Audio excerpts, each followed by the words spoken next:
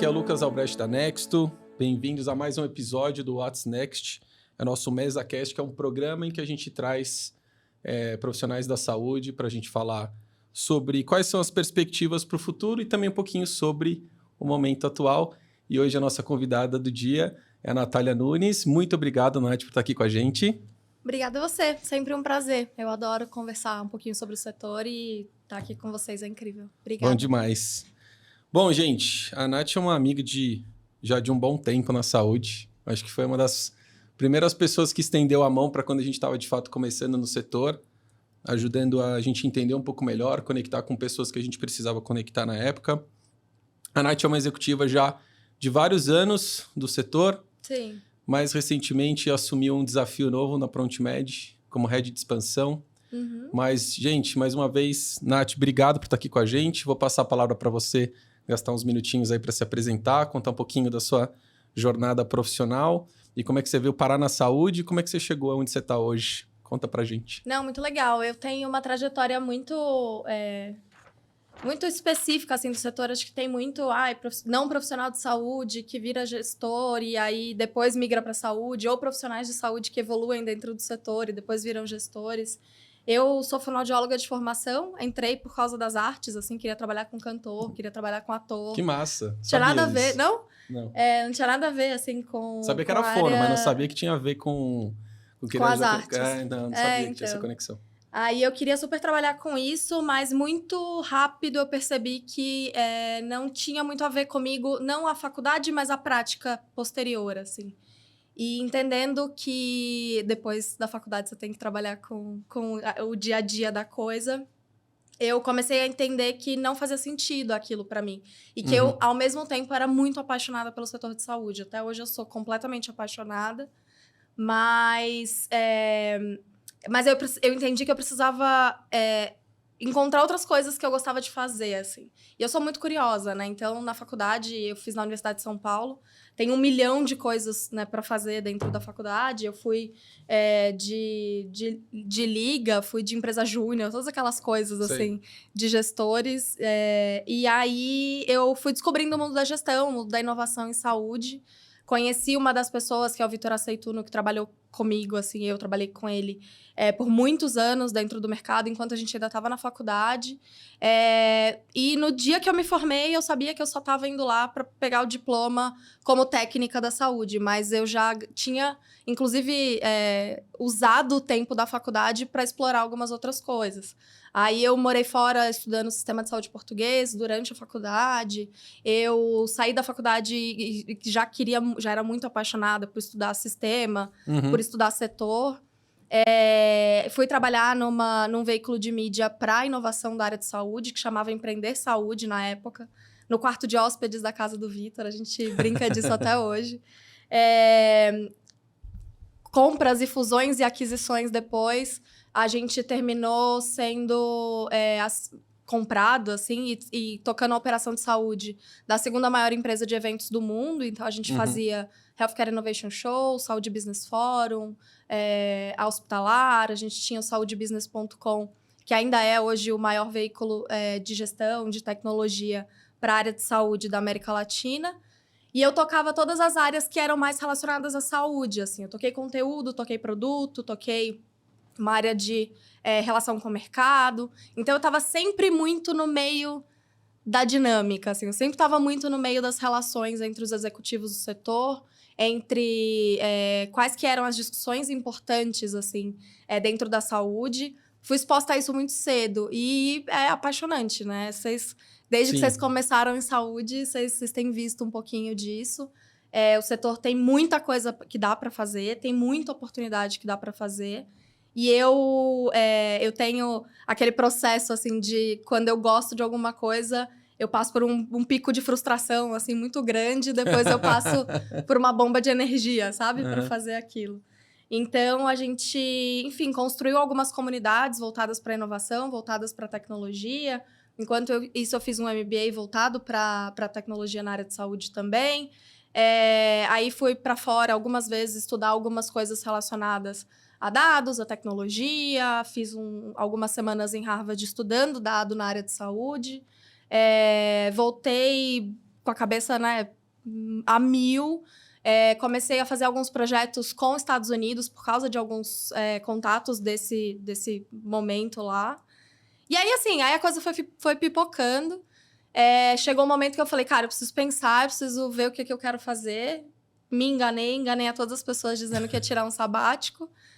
Eu lembro dessa Você época. lembra, né? Te enganei também. Não, vou ficar um ano aqui, Não. relax, pensando o que eu vou fazer, qual que é o próximo passo e tal. Imagina, fiquei 3 semanas parada e trabalhei muito mais do que eu já tinha trabalhado antes. E foi bem importante, assim, para conhecer um pouco de outras operações do setor. Estando num mercado que é mídia, que é evento, você vê muito a saúde do palco, né? Você tem um passo atrás, assim, que é muito grande. E aí eu entendi que era esse o lugar que eu queria estar a partir de então. Assim, eu queria conhecer os bastidores, eu queria conhecer como que funciona e ajudar a resolver, sabe? E aí o Lasse me chamou para ir para PromptMed, que é uma empresa voltada para dados clínicos, né? Eu falei, cara, eu gosto pra caramba de vocês, o produto de vocês é muito legal, faz muito sentido, é um desafio enorme, vamos. E aí tô lá. E aí agora tô lá. É isso. Animal. Num resumo. Assim, a galera que tá ouvindo, porque tem gente que vai te conhecer, tem gente que não vai te conhecer. Uhum. E provavelmente quem não te conhece vai falar assim, nossa, essa mulher deve ter uns 50 anos por tudo que você já fez, né? Mas a Nath, gente, é super novinha, assim. Então, ela tá na saúde já há bastante tempo, fez todo esse monte de coisas, mas ela é super jovem. E você tem, assim, o ônus e o bônus de ter trilhado tudo isso desde muito jovem, com muita intensidade, né? Sim. Como é que foi isso, tipo, fazer tudo isso e chegar, tipo, a cargos altos dentro das empresas, virar executivo em tão pouco tempo? Como foi, de fato, assumir esses desafios tão jovem? Eu não fui muito percebendo, assim, né? Que a coisa estava acontecendo e que estava tomando uma proporção muito grande. Porque, de novo, a gente começou sendo mídia. A gente, desde o D0, a gente tinha contato com pessoas muito importantes. Era reunião com presidentes de hospital, presidentes de operadora. Então, eu comecei a me acostumar muito cedo com isso. Quando eu vi, meio que já estava, assim. Mas era muito comum que as pessoas olhassem assim, tomassem um susto, e tipo, quem é essa menina muito novinha, sabe? Uhum.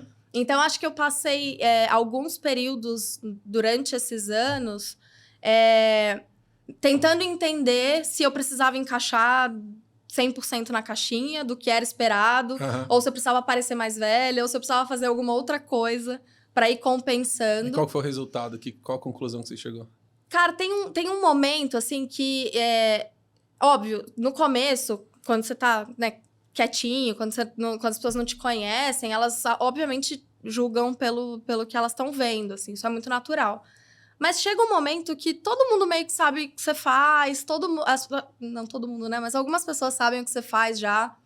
As pessoas confiam no teu trabalho. E aí, a coisa foi acontecendo a partir daí, sabe? Boa. Então, foi quando eu entendi, tipo, eu também não preciso mais caber na caixinha que eu achava que eu precisava caber. Sim. Dá pra eu ter umas tatuagens, assim, já dava pra desafiar um pouquinho umas coisas que na época eram super, né? Sim. Até hoje ainda tem algumas resistências, mas na época já era mulher, nova, trabalhando com altos executivos do setor, que é um ambiente majoritariamente masculino. Então, tudo isso chegou uma hora que, cara, a gente tá aqui resolvendo o mesmo problema, sabe? A gente tá aqui por isso. É isso aqui que a gente tá fazendo. Coloca o foco no lugar certo. Exato, né? Exato. E assim, você não me importa com quem você é, o que você tá fazendo, a gente tá aqui junto resolvendo o mesmo problema. Uhum. Então, isso me deu uma leveza também. Talvez isso seja só pra mim, sabe? Só pra eu ficar mais tranquila também. Mas foi um processo que me ajudou bastante, assim, que me ajudou a... Tá, eu tô aqui pra fazer isso, eu quero resolver esse problema... Eu tenho essa qualificação, como que dá pra ajudar? Como que dá pra juntar tudo isso? E foi. Animal. Puta maturidade. E aí, assim... E terapia. E as droguinhas que a gente não conta pra ninguém. Vamos lá. Eu queria abrir a conversa falando um pouquinho de um tema que você tipo, é super expert, que é a inovação. E aí, óbvio, a gente vai colocar um pouco de foco na saúde. E você tem o privilégio de ter... vivido a cena de inovação em vários lugares do mundo e feito projetos internacionais. Então, você falou de Portugal, eu sei que você já estudou em Harvard, também não falou, mas eu sei que estudou. Eu sei que já fez vários projetos. Tem uma consultoria também para serviço para fora. conta um pouco, na tua perspectiva, quais são as grandes diferenças que existem entre o mercado de saúde e a inovação no mercado de saúde americano, por exemplo, que é um que você Sim. conhece bem, e versus o Brasil. Quais são as grandes diferenças? E aí, tentando colocar um pouquinho de perspectiva em qual que é a qualidade da inovação, qual a qualidade dos empreendedores, o acesso a capital, a disponibilidade que as empresas têm, a maturidade que elas têm para absorver a inovação. Qual que é a diferença, de fato, que existe entre esses dois mercados? O mercado que está super ali na frente, na vanguarda, e a gente que está tentando fazer o catch-up disso. Sim, eu acho que tem algumas diferenças que vão desde diferenças de como que se considera, como que aquele lugar é desenhado como sociedade, né? Porque isso não tem como não refletir em quem são os empreendedores daquele lugar. Na abrangência global daquele país, então qual que é o papel daquele país no cenário mundial. Tem várias coisas que mudam bastante. Eu tenho um amigo que é desenvolvedor, foi trabalhar num banco na Finlândia, e ele brincava muito ele falava, é muito fácil trabalhar aqui, porque assim, a única preocupação que eu tenho é em resolver o problema do meu trabalho. Eu não preciso me preocupar se o meu metrô vai atrasar. Eu não preciso me preocupar se eu não vou ter dinheiro. Eu não preciso me preocupar se alguma coisa não vai acontecer. Não existe essa preocupação. O que acontece é, levantamos, as coisas acontecem direito, a gente vai trabalhar, a gente volta para casa dia seguinte, sabe? Então, é muito diferente, assim, como que a gente brasileiro, que tá o tempo inteiro tendo que lidar com várias outras dinâmicas socioeconômico-culturais, como que a gente aborda, né, o empreendedorismo, como que a gente constrói inovação especificamente para a área de saúde. Então, o caso nórdico e o caso latino, que eu acho que são os dois grandes opostos culturais, inclusive, né? Mas aí, quando você vai falar dos Estados Unidos, tem muito... a maior diferença, eu acho que é o tamanho que as empresas, a partir do D0, elas sabem que elas vão ter quando elas são do mercado americano. Geralmente, é muito comum que essas empresas queiram ir para o mercado global muito rápido, que essas empresas tenham possibilidade de fazer isso. Tendo a língua nativa para a área de saúde, ainda mais, de vários padrões, de várias terminologias, isso é muito fácil, porque você não precisa traduzir nada para o seu mercado, você não precisa traduzir nada. Geralmente, as coisas já estão disponíveis na língua. Então, você tem um desafio que é mais operacional, mais de escala, mais de se fazer acontecer dentro do sistema, que é o sistema americano. Você tem algumas possibilidades de parcerias dentro do mercado privado, entre o público, né, aqui entre aspas, e entre o mercado privado também muito diferentes, muito mais dinâmicas, muito mais propositivas. Mas, no fim das contas, os desafios são muito parecidos. Os momentos são muito parecidos. Os problemas de saúde são muito parecidos. A gente está vivendo coisas que a gente acha que a gente está discutindo do ponto de vista de resolução de problemas super complexos na área de saúde, assim. Falando de, sei lá, atenção primária, falando de grandes diferenças de abordagens para doenças crônicas. A gente falando de... Sabe, algumas coisas que, assim, são desafios para todo mundo. A gente não tá pior do que eles. Inclusive, em alguns aspectos, a gente tá melhor, assim. Então, eu acho que cada país tem um pouco da sua perspectiva em relação a isso. O que acontece é que é muito fácil uma tecnologia dos Estados Unidos ser adotada como uma tecnologia primária, uma tecnologia inovadora, uma tecnologia revolucionária. Para o brasileiro, isso é mais difícil. A gente vê... geralmente, as startups querendo ter um contexto nacional, não é nem América Latina, né? Por uma questão de língua, até, inclusive. Por uma questão de tamanho do Brasil, a gente é enorme também. E também de perspectiva, acho que, sei lá, acesso à tecnologia. Vocês vivem muito bem isso, assim. Vocês precisam lidar com fornecimento de tecnologia, que às vezes é muito mais fácil para os Estados Unidos, ou é muito mais fácil para outros lugares do que aqui para o Brasil. Então, como que a gente consegue lidar com...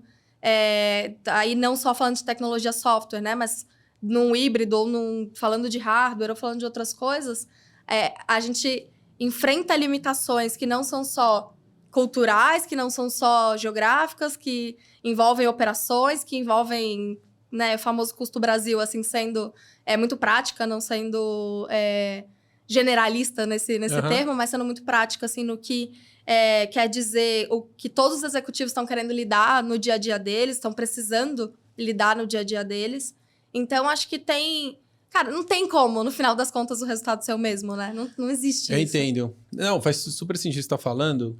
E assim, a gente sente isso na pele também, né? A gente vive com o desafio de ter que vencer uma corrida com muito mais barreira, muito mais distante, e você Sim. não tá bem alimentado. Assim, é Sim. um problema Tipo grande. isso. Mas assim, colocando um pouco em perspectiva, até a gente teve alguns casos interessantes, eu vou citar um deles. A gente produz hardware, desenvolve hardware. Teve uma vez que a gente foi fazer uma importação de um sensor, que basicamente é um Aham. sensor infravermelho, e ele tem alguns pixels lá. E o exército reteve a importação e falou assim, não, mas para que vocês estão usando isso? A gente teve que fazer uma carta para testar que a gente não ia construir nenhum artefato militar com uma câmera de Nossa. 4 pixels de infravermelho. Ou seja, tem zero resolução Aham. aquilo, mas assim, tem uma burocracia tão grande. Só para ter uma ideia do tamanho da burocracia que às vezes a gente tem. E se você tivesse em algum outro lugar do mundo, mas nos Estados Unidos de uma forma muito, muito clara, isso porque tem os principais fornecedores de semicondutor Sim. ali, você demanda de manhã, faz a compra de um chip, e à tarde você já está prototipando. Sim. A gente tinha esperado 2, 3 meses para chegar, tinha custado acho que 20 vezes, porque não era um sample, era uma amostra. Aham. Então, a Receita arbitrou qual que era o valor daquilo ali, colocou um valor Nossa. absurdo. Em resumo, assim, como esse caso, tem vários outros. Então, eu entendo um pouco dessa perspectiva da dificuldade da tecnologia. E agora, sobre as empresas mesmo, assim. Aham. Você acha que... eu tinha uma perspectiva de até que a galera tá tentando resolver problemas até mais avançados, mas eu fico um pouco menos aflito de saber que a gente tá também mais ou menos no mesmo nível de problema a ser resolvido, porque então até amplia o debate, né? Mas as empresas lá, os hospitais, por exemplo, as clínicas, os laboratórios, os bancos de Sim. sangue, eles estão mais abertos para receber inovação? Porque, assim, de uma forma bem geral, a galera diz aqui que é super aberto, cria seu programa de inovação, cria seu corporate venture capital e tal, o negócio começa a rodar e vai até o fim do piloto. Sim. E ali não tem um segue. buraco negro Aham. que suga as startups, suga capital, suga tempo. Cara, e assim, é super complexo você vencer isso daí muitas vezes, assim. Como é que é isso? Lá é diferente? Sim, tem de tudo, né? A gente falando de Estados Unidos num contexto muito, muito geral, assim. Mas eu lembro que uma vez eu estava na Kaiser Permanente falando com uma pessoa que tocou uma implantação de tecnologia, assim, bem importante lá dentro. E ela falava muito sobre isso, assim, sobre como...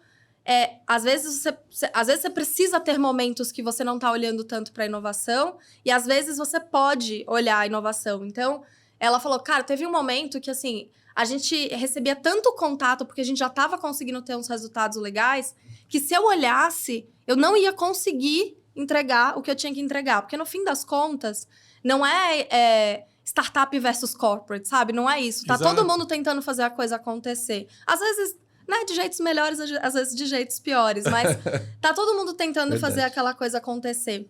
Então, eu acho que tem uma... tem dos dois lados, tem que encontrar esse momento e tem que encontrar a forma de fazer acontecer. Às vezes, aí voltando a falar de Estados Unidos, assim, eu, estando na Kaiser Permanente, eu ouvi isso dela, mas na própria Kaiser Permanente, como é um ambiente, né, fechado, assim, em termos de rede, em termos de até região, né, de localização dentro do país, eles conseguiram trazer muitas startups, construir pilotinhos ali municipais e depois fazer isso virar um piloto para a rede inteira. Mas se você, sei lá, pegar qualquer rede que seja que tenha passado por um processo de M&A, que tenha passado por um processo que a gente conhece que as redes passam, né, de troca de sistema, de várias outras coisas, os problemas viram os mesmos, assim. E aí, a diferença teve um projeto de governo e de nação que pelo menos balizou um pouquinho o que estava todo mundo falando. Então, todo mundo sabe do que se trata em mais ou menos níveis. Assim, se você falar uma palavra de interoperabilidade, mandar uma informação de um lugar para o outro, saber que esse paciente é esse paciente. Essas coisas mais gerais, eu acho que você acabou conseguindo balizar um pouquinho mais com com esse top-down de governo, né? Uhum. E aí todo mundo meio que já fala um pouco dessa língua. Então eu vejo algumas empresas lá agora falando, cara, a gente, se fizer parceria, só vai fazer com gente que fala em Fire. Se a gente falar disso aqui no Brasil, tipo, não tem como, assim, né? Ainda não é o momento, ainda não é esse lugar. Então, quer dizer que a gente tá mais ou menos falando de interoperabilidade? Não, a gente tá uns anos atrás, com certeza. Mas tá todo mundo entendendo que o problema é esse. Agora é como que a gente vai conseguir lidar, sendo que aqui no Brasil a estratégia ela vai precisar surgir de baixo para cima, né? Porque tem, obviamente, né, as coisas de Open Health, tem as coisas acontecendo, mas pelo menos assim, até o momento, não é do mesmo escopo, da mesma força, do mesmo tamanho que aconteceu lá. Então, cara, tem de tudo, assim. Harvard é de um jeito, eles trazem startup, tem um monte de startup que morre em projeto piloto, tem um monte de coisa que acontece do mesmo jeito que aqui. Mas tem muito mais dinheiro, tem muito mais opção de possibilidade de errar, inclusive, né? E lá de testar. Caso, assim, também tem a perspectiva de, tipo, venture é venture, né? Na verdade, eu tô entendendo que eu tô colocando dinheiro que isso pode virar pó amanhã. Exato. Então, vamos lá, mas se der certo, é uma puta de uma sacada, uma oportunidade gigante. Tem isso também, né? Então... E aí, assim, o que você acha que a gente tá acertando e o que a gente tá errando no Brasil, assim? Eu acho que você tocou num ponto que também acho que é super importante, que a gente ficou parado, né? Para não dizer pior, nos últimos 4 anos, né? Principalmente, a gente tá, assim, muitas pautas e agendas importantes, elas não estão tendo o nível do debate, da discussão, e tá vindo de baixo para cima, que você falou. Sim. Eu até coloquei um tópico aqui pra gente falar um pouquinho mais para frente sobre interoperabilidade, essas coisas. A gente fala um pouquinho sobre dados, que eu sei que é um tema que tá quente para você recentemente. Sim.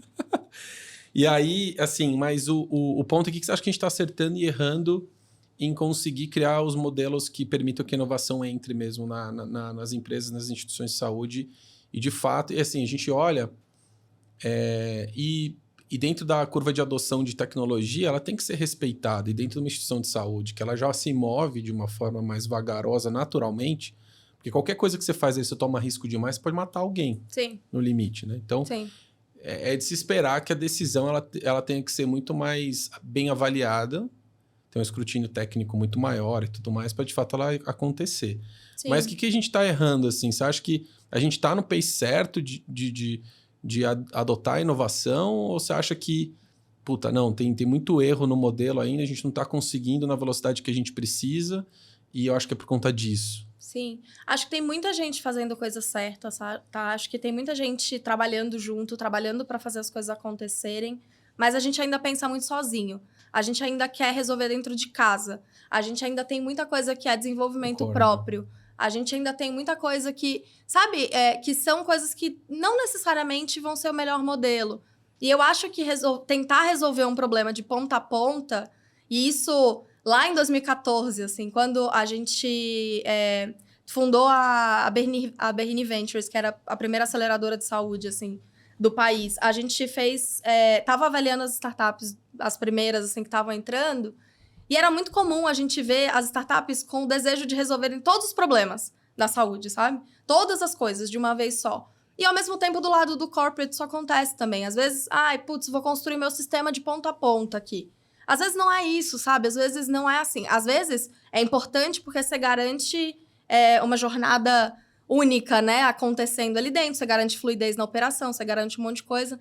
Mas aí o que a gente tem que entender é como a gente, como startup, como os corporates, como as grandes empresas, as empresas já mais tradicionais do setor, como que elas estão dispostas a colaborarem umas com as outras, sabe? E não... Você acha que nisso a gente tá errando? Então? Eu acho que a gente tá errando muito, assim. Eu acho que a gente tá errando muito. Pra caramba. Porque a gente hoje considera o nosso produto, sei lá, 95% das coisas... A gente como país, tá? Como empreendedores da saúde. A gente considera nosso produto como 95% do problema. E onde o nosso produto vai estar no meio daquele monte de outras coisas... isso aqui é 5%. Isso de todos os lados, assim, de todos os formatos. Então, até na hora de avaliar uma startup, assim, até na hora do corporate olhar, de um hospital, de uma operadora olhar e falar, putz, seu produto é muito legal. Aí você vê aquelas histórias, né? Estamos tentando há 3 anos fazer a implementação. aqui dentro da instituição. Significa que o produto do cara, o produto sozinho, ele é ruim? Não. Mas assim, é como a gente, sei lá, tentar ser profissional de saúde. É exatamente o que acontece com um profissional de saúde, né? Ele sai da faculdade, ele é jogado aos leões do que é o mundo da saúde de verdade. Uhum. Então, ele não sabe, tipo, eu não sei fazer o faturamento, eu não sei quanto cobrar, eu não sei gerir uma clínica. E no fim das contas, isso é, tipo, metade da profissão. Porque às vezes é mais, Exato. às vezes é menos. Então, a gente precisa entender de todos os pontos como avaliar isso, como cobrar de todo mundo isso, que, cara, ok, vamos, né, priorizar pessoas que integrem, priorizar instituições que integrem. E a gente viu isso nos Estados Unidos também acontecendo. Uhum. A movimentação e o crescimento de sistemas que eram sistemas abertos, comunidades abertas e situações que você se colocava de fato, assim, tecnologicamente, do ponto de vista de negócio, do ponto de vista de cultura da organização, sabe? À disposição do setor, assim, à disposição da colaboração, com foco, né? Aí a gente sabe. Quem que você acha que é precisa ser. exemplo disso no Brasil hoje? Eita, vai jogar os leões. Cara, eu acho que tem muita gente legal falando. Não vou citar nomes, porque eu aprendi isso, que citar nomes é um grande problema. Depois as pessoas vêm me cobrar nos bastidores. Aí o pessoal escuta, depois de 2, 3 anos, o programa já é um lixo. Exato. Aí volta assim, você falou. A Natália não, falou 3 que... Não vou tomar essa responsabilidade, não. Se alguém quiser me chamar pra contar, eu conto. Mas, quando acabar, você me conta, então, no café. Tá bom, eu conto. Não, mas tem muita gente fazendo isso. A gente olha muito, né, do nosso ponto de vista, como Prontimed, daí, tanto empresas, outros sistemas do setor e outras instituições que estão olhando e que estão querendo fazer coisas acontecerem. E aí, até o lugar do piloto, a integração, cara, é muito importante, mas passando isso, o limbo, assim, é o momento que você entende que teu produto não tá sozinho naquela operação. Que teu produto... Cara, seu produto é incrível, mas assim... Incrível mesmo aqui dentro desse lugar é fazer aquela pessoa sair da porta melhor do que ela entrou. Fazer aquela pessoa sair bem daqui. Então, eu acho que quando... E aí, do ponto de vista do empreendedor, às vezes rola essa cegueira, né? Dessa coisa do... todos os seus problemas vão se resolver quando tiver isso. E aí a operação olha e fala, cara, desculpa, assim, tipo, vai resolver muito, às vezes vai mesmo, às vezes é revolucionário, Uhum. mas eu preciso que você, como empresa, se entenda como parte desse todo. Claro. Então, fica meio isso, assim, e no fim das contas, eu não culpo um executivo, outro executivo, uma pessoa que tá tentando fazer a coisa acontecer, ou uma pessoa que simplesmente, cara, esse prato eu não consigo carregar. Esse Boa. prato aqui da inovação eu não consigo carregar. Porque é o cara tentando fazer o dia a dia dele acontecer, né? Exato. A gente tava... O Patrus esteve aqui, né? Com a gente conversando. Ai, adoro. Incrível. E ele tem um tema pessoal para ele que é muito importante, que é o tema da liderança em saúde, principalmente liderança assistencial, né? Então, ele toca muito no ponto de... as lideranças na saúde, elas naturalmente são criadas a partir de uma liderança técnica, alguém que conhece Sim. muito, resolve muito problema. E não necessariamente o líder, à medida que ele vai evoluindo na carreira dele, subindo, precisa ser um bom líder técnico. Às vezes ele precisa ter um grupo de outras habilidades para poder ter aquela posição como líder e entender que ele precisa preparar novas lideranças, que ele precisa preparar e programas de treinamento, fazer com que o grupo eles tenham autonomia para seguir sem o líder técnico estar ali naquela posição. E aí, um ponto que eu acho que você citou, eu vou me comprometer um pouco aqui. Eu vi alguns bons programas que eu acho que são elogiosos e vale a pena de citar. Eu acho que a BP O programa é seu. O podcast é seu. Mas a gente teve algumas boas experiências com algumas empresas que eu acho que vale notar. Assim. A gente sentiu que a BP está mais preparada assim, do que a média. Eu acho que eles têm uma capacidade de absorver um programa mais estruturado. Óbvio, e aí até um pouco que eu conversei com outras pessoas que estiveram aqui, existe um espaço gigante para todas as instituições de saúde avançarem nesse sentido. assim como tem um puto espaço para as startups começarem a entender melhor qual que é a sua posição e que elas não estão ali sozinhas, né? Sim. E normalmente, pelo que eu fiz um levantamento super rápido, tem um Pareto, assim, pelo menos 80% das startups elas só conseguem criar valor de fato se elas estão integradas a algum repositório de dados Sim. da instituição de saúde. E para isso tem que ter conexão, tem que ter Sim. troca de informação ali. São poucas as soluções que elas funcionam standalone ali, que elas Sim. chegam, resolvem um problema e elas ficam quietinhas, elas não E incomodam resolvem todos muito. bem, né? E resolvem bem, Uhum. né? Então, eu acho que tem alguns programas que já estão mais maduros, Sim. que eles conseguem ter tipo um começo e meio e fim um pouco mais estruturado. Ainda E tem estão muito muito acostumadas, né? No caso da Tão mais BP, cara, a Denise acostumadas. e a Lilian criaram realmente um programa, assim, de interação com startups. Exato. E de foco na operação delas, assim. Elas não... acho que tem uma construção muito sólida do que elas querem, a visão que elas querem ter como instituição. E todo mundo, né? Tô aqui reduzindo a duas profissionais que eu acabo interagindo mais, conhecendo mais.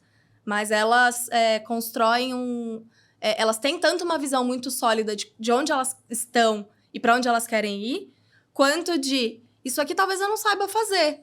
Quem é muito bom para fazer junto comigo? Quem vai me trazer agilidade isso. nesse processo? Quem vai resolver esse problema aqui, que é o próximo passo, né? De onde eu tô indo. E eu acho que você tocou num ponto-chave no comecinho, que eu acho que um grau importante de maturidade que precisa acontecer, que não é muito difícil. Eu acho que qualquer executivo ou executiva que está sentado numa cadeira, numa liderança, consegue absorver esse conceito, que é a startup ela não está lá como uma boutique de projetos, Sim. como uma fábrica de software para resolver todo e qualquer problema. Sim. Você pode até fazer um hackathon, chamar uma galera e tal, mas dependendo do nível da tua operação, você precisa que alguém consiga focar. A startup, vamos entender. Tudo bem, pode ter uma startup muito grande? Pode, mas normalmente as startups estão tentando ainda validar o modelo de negócio, estão se estruturando e tal. Então, você não sobrecarregar a startup é importante. E o empreendedor que está do outro lado, ele também tem que saber que ele não vai resolver todos os problemas do mundo. Ele tem que tentar resolver 1 ou 2 problemas muito bem. Sim. E saber o porquê que ele resolve aquele problema melhor que todo mundo. E por isso aquilo vai fazer sentido. Então, eu acho que pular dessa parte, você tem mais tranquilidade de começar um programa, porque você não vai chegar lá e descarregar um monte de coisa. O caso que a gente teve com a Lilian e com a Denise foi engraçado, porque a gente chegou lá para pegar um produto que a gente tinha de prateleira, e eles já tinham esse problema resolvido. Né? A Lilian já tinha resolvido isso no passado. Ela falou, Lucas, se isso fizer sentido estratégico para você, se tiver no seu roadmap de produto, tem esse problema aqui para resolver. Sim. E foi isso foi isso que fez a gente antecipar um roadmap de uma solução que a gente ia desenvolver mais para frente. Mas ela tinha maturidade. Se isso não for estratégico para você, no hard feelings. A gente segue o jogo, entendeu? Sim. Então, acho que essa maturidade é super importante. Eu queria... Você quer fazer mais algum comentário sobre essa parte? Nossa, eu tenho 1 milhão de comentários. Eu só quero fazer um. Vai. Eu acho que a gente comentou isso na outra vez que a gente estava conversando. Que eu acho que isso que você falou, para mim, é o dilema do escala versus personalização que todo empreendedor vive na hora de construir a solução dele, né? Ele e o corporate, os dois precisam entender que eles não são consultoria, que eles não são uma fábrica de software. É isso. E os dois precisam entender que precisa ter um nível de escala para aquele produto acontecer e para aquele produto conseguir ganhar força de mercado e força até dentro da instituição. Então, os dois precisam estar com esse combinado, encontrar um balanço que é tanto o ok para o empreendedor e o ok para a empresa, né? E o ok para a instituição de saúde. E os dois precisam ter muita ciência dos limites que eles podem chegar, sem ser, sabe, teimoso também com coisa que não faz sentido. Então, porque a gente vê, né, que tem... às vezes tem empreendedor que é completamente apaixonado pelo produto do jeito que ele é. Cara, aí não tem como, assim, às vezes não resolve o problema, às vezes resolve um problema, mas cria outro. Então, como que a gente consegue ajustar isso sem ser uma fábrica de software, assim? Isso, para mim, é um dos grandes segredos, assim, é um dos grandes lugares que você se entende dentro do todo e você se entende como empresa também quem que você é.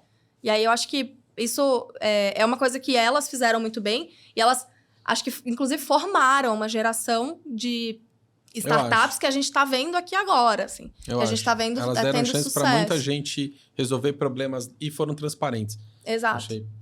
Então, sem ser especificamente assim, sobre o case delas, mas eu acho que elas fizeram muito bem isso e tem muita gente fazendo isso no país. Assim, muita gente que ajudou esse ambiente de inovação a acontecer sem estar dentro de uma startup necessariamente, sabe? Então, isso é muito legal. Tem muita gente boa. Boa.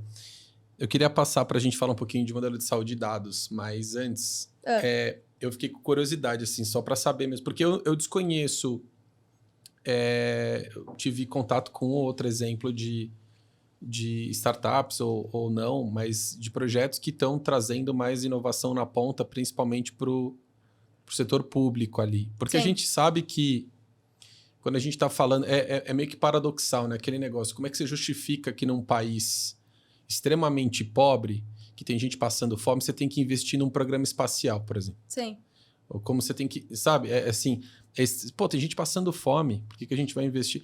Então, assim, é importante esses programas de inovação, de desenvolvimento, porque no limite eles estão desenvolvendo tecnologia que em algum momento vão resolver problemas e que esses problemas eles podem ser resolvidos em larga escala por soluções que advêm de pesquisa. Sim. Então é importante diversificar também os investimentos. Mas, querendo ou não, esse dilema na saúde é absurdo, porque você tem muita gente que não tem acesso ao sistema de saúde, que não consegue ingressar, não consegue ser tratado. E a inovação ela está muito clusterizada, ela está numa bolha aqui. Se a gente pegar Sudeste aqui, Sul, sei lá, talvez seja grande, talvez Distrito Ilhas Federal. de excelência, né? Em alguns lugares. Exato, você tem ilhas e polos de inovação, Sim. empresas que se desenvolveram, criaram seus programas de relacionamento com o mercado, de inovação, de falar com startup, etc. Mas o setor público, ele se movimenta de forma mais lenta, ele tem que obedecer uma lógica meio perversa de a cada 4 anos você está trocando todo o time executivo. Sim. Não tem muito planejamento a longo prazo. Você conhece algum bom exemplo disso aplicado? Tipo, eu acho que o único que eu sei é tipo, telemedicina, que aconteceu meio que no meio da pandemia, que o setor público também teve que adotar. Você conhece algum outro legal assim? Eu acho que assim, aí a gente... Primeiro, acho que tem muita coisa legal acontecendo dentro do setor público, especialmente... e aqui, num contato muito parceria público-privado, assim, eu acho muito legal, porque é onde acabo tendo mais contato, né? Eu tenho razoável pouco contato com o setor público no dia a dia, mas tem programas muito legais e eu acho que o setor público ele tem um lugar que essa escala que a gente está falando. Sim. Aquela que se recupera da gripe e tá tossindo há 1 ano, tipo o brasileiro em 2022, né? A gente tem a escala do setor... a escala que a gente tanto quer no setor de saúde, tanto fala no setor de saúde, não dá para fazer sem ter setor público considerado.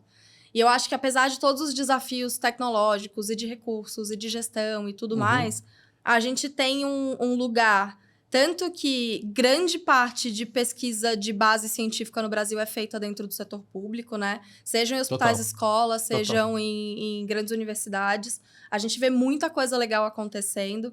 Para mim, aí tem uma culpa até do setor privado, que cara, a gente está tentando construir esse projeto do zero aqui de novo dentro do privado. Como que a gente consegue olhar, sabe? Como que a gente consegue aproximar tudo isso, fazer essa coisa acontecer? Então, eu acho que a gente olha pouco e a gente traduz pouco o que surge em muitas ilhas de excelência públicas que tem dentro do país, assim. Preciso fazer a transposição do privado para o público e fazer uma troca.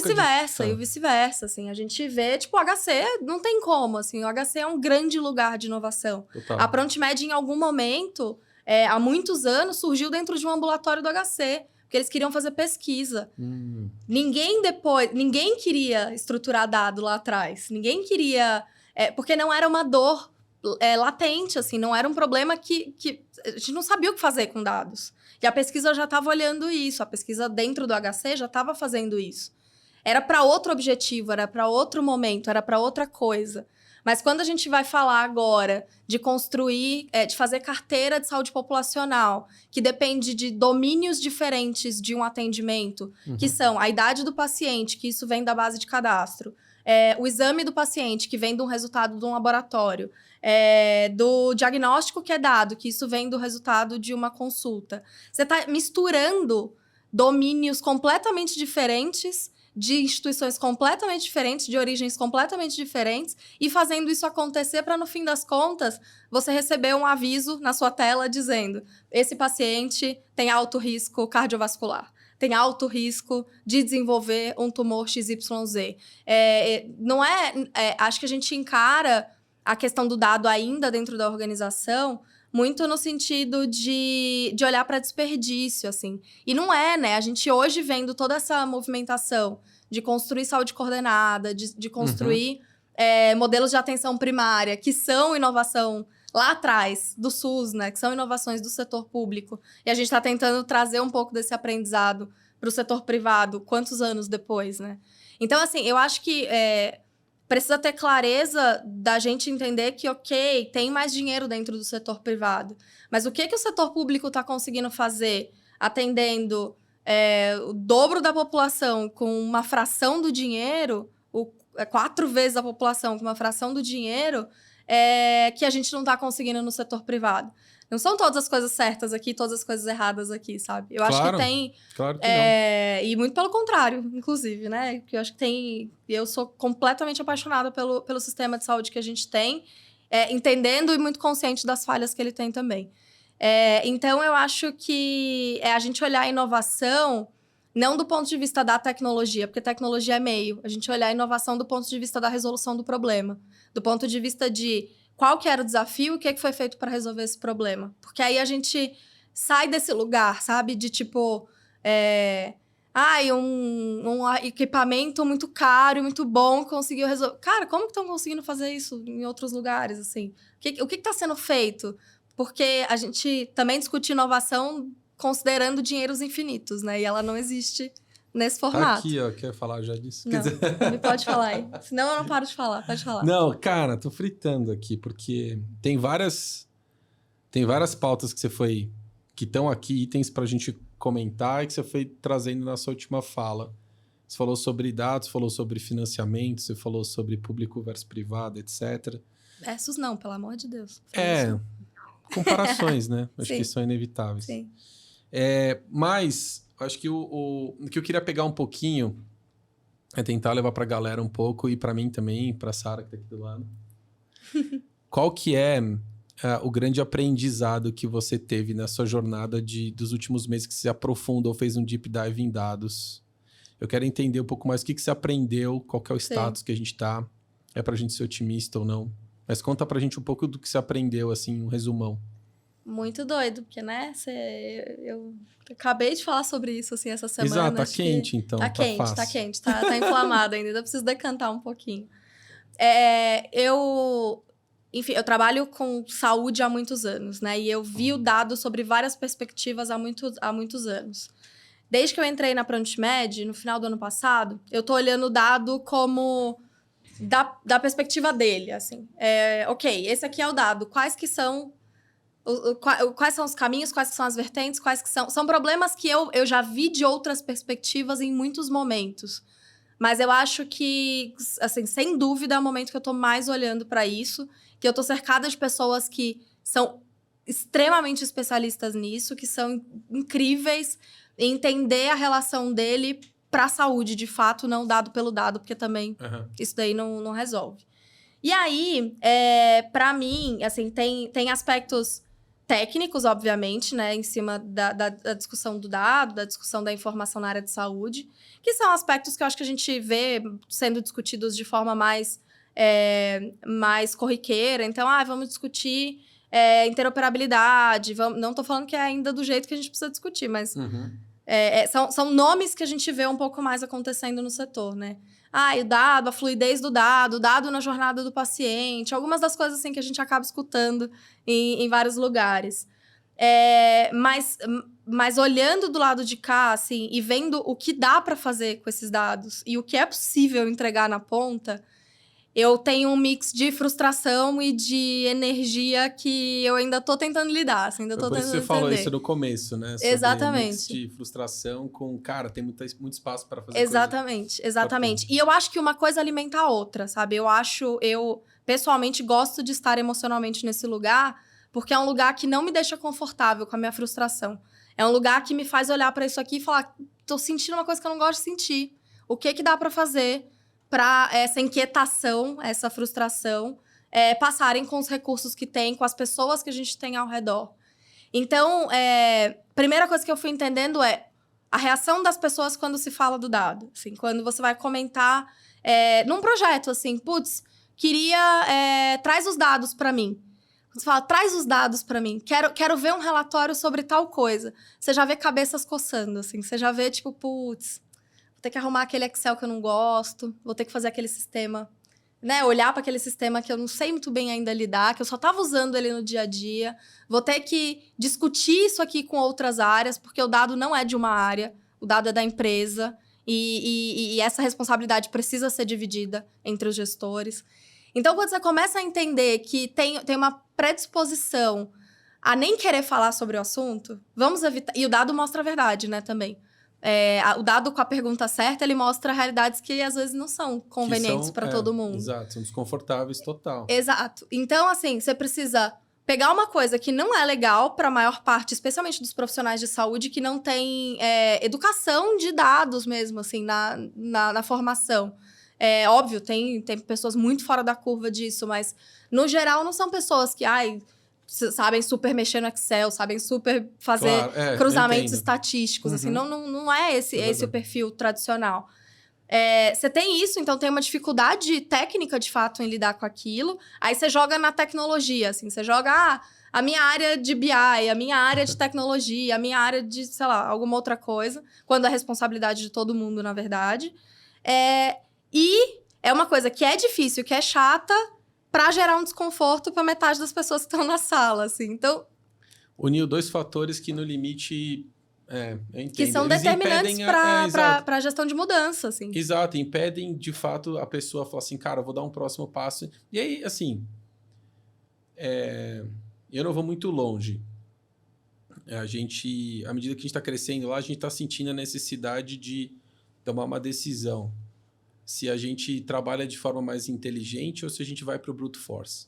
Sim. O brute force ele é mais rápido, ele tem o bônus de ser mais rápido. Você contrata uma pessoa, treina rápido e bota ali para arrastar, Sim. sabe, caminhão. E vai trabalhar.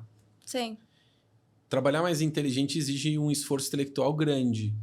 Sim. Você, assim, cara, você tem que aprender coisas novas. E você tem que... não é porque você precisa ser o expert em estatística, em programação, não é isso. Mas você precisa estar confortável em manipular alguns dados, começar a gerenciar algumas coisas e saber que perguntas que você tem que fazer para esses dados. Sim. Mas é importante que você tenha algum tipo de capacidade de manobrar algumas coisas para você não ficar dependente, porque hoje é meio que a muleta, né? Você fala assim, putz, é porque meu dev não me entrega o relatório que eu não... E que eu pedi, e aí eu não consigo. Minha área de BI, minha área de... Sabe? Não consigo. Sim. Então, assim, a gente notou isso já há um tempo. A gente começou a botar a galera para estudar programação, todo mundo, independente de... Cara, mas é difícil essa porra. É difícil. E mesmo uma startup, cara. Uhum. Porque você tem muita coisa pra fazer, tem muita mudança, cara, a operação é maluca. Sim. Aí você pega e fala assim, você tem que parar, reservar um tempo da sua agenda toda semana para aprender a Python, por exemplo. É difícil, mesmo numa startup. Mas a gente viu que é necessário. Então, só que a velocidade que isso acontece, ela vai ser mais rápida do que uma instituição tradicional, mas ela não é também imediata. Então, você tem que remediar isso de alguma forma. A gente está trazendo gente para ajudar as áreas que precisam lidar com dados de uma forma mais rápida. Então, assim, eu entendo quando você fala o desconforto de alguém que está na saúde, que não tem formação técnica, que tem aquele Excel chatão, que fala assim, nossa, eu vou abrir, demora 3 minutos no meu computador para abrir aqueles trocentos de linha, não sei nem como fazer um filtro no Excel. E uma base suja de dados, né? Que aí é outro problema ainda. O dado nem é o dado certo. Assim, você vai abrir um Excel, você vai olhar, você faz 2 perguntas pro dado, ele não te responde nada, assim, porque não existe. Você falando isso me dá, sei lá, goosebumps, assim, dá arrepios aqui. Eu fico mais... queria te perguntar, dessa sua jornada, essas descobertas, não que você não soubesse, mas assim, acho que se aprofundou Sim. bem. Dá para ser, assim, a gente teve gente aqui que foi otimista e pessimistas em relação aos novos modelos de saúde, que necessariamente vão ser suportados por dados, sair do modelo tradicional de pagamento por serviço, do fee for service e tal, para ir para um modelo diferente, de um fee for success ou performance ou whatever. Cara, dado tem que estar por baixo disso, o alicerce, né, de qualquer discussão quando a gente está falando de modelos diferentes de saúde e de remuneração e tal. Você ficou mais pessimista em relação ao nosso futuro, em relação a, de fato, criar esse ambiente de convergência para a gente poder ter esses modelos coordenados, com troca de dados, com debate franco na mesa ali, vamos tirar o crachá aqui, vamos discutir problema de saúde? Sim. Eu acho que eu ainda não sei, porque como eu te comentei, eu tô numa semana inflamada, assim, nessa situação de frustrada e até uma semana boa para questionar isso. Porque eu acho que o dado, ele não pode travar a operação. O dado, ele não pode... não é mais importante. A gente brinca dentro da ProntMed. Preencher prontuário eletrônico é fazer ata de reunião. Ninguém tá ali para isso. As pessoas estão ali para fazer outra coisa. Então, a gente lá dentro encara essa responsabilidade do prontuário é chato, prontuário é difícil, prontuário como nossa responsabilidade. Esse BO é nosso. O médico não tem que se preocupar com isso. O trabalho do médico é atender o paciente. O médico não precisa decorar o CID. O médico não precisa saber que RM de patela significa ressonância magnética de joelho, que é um exame de tal coisa com código TIS tal. Não, ele tem que... isso é uma coisa que a gente tem um trabalho muito específico lá dentro, que é o médico digita RM de patela e sai o nome, ressonância magnética de joelho, traduzido num código que quando esse dado chegar lá na frente... Não vai ter glosa, não vai ter problema. O laboratório não vai fazer o exame errado, porque veio, no papel, sabe? Não dá pra saber se tem contraste, se não tem contraste, se é de tal método ou se é de tal método. Então, esse é um trabalho que, como tecnologia, a gente precisa entender que, ok, é muito legal ter o dado, mas precisa ter uma responsabilização do sistema de não fazer o dado certo travar a operação das pessoas que estão fazendo o trabalho delas, entendeu? Então, essa é uma questão. E aí, eu fiquei muito...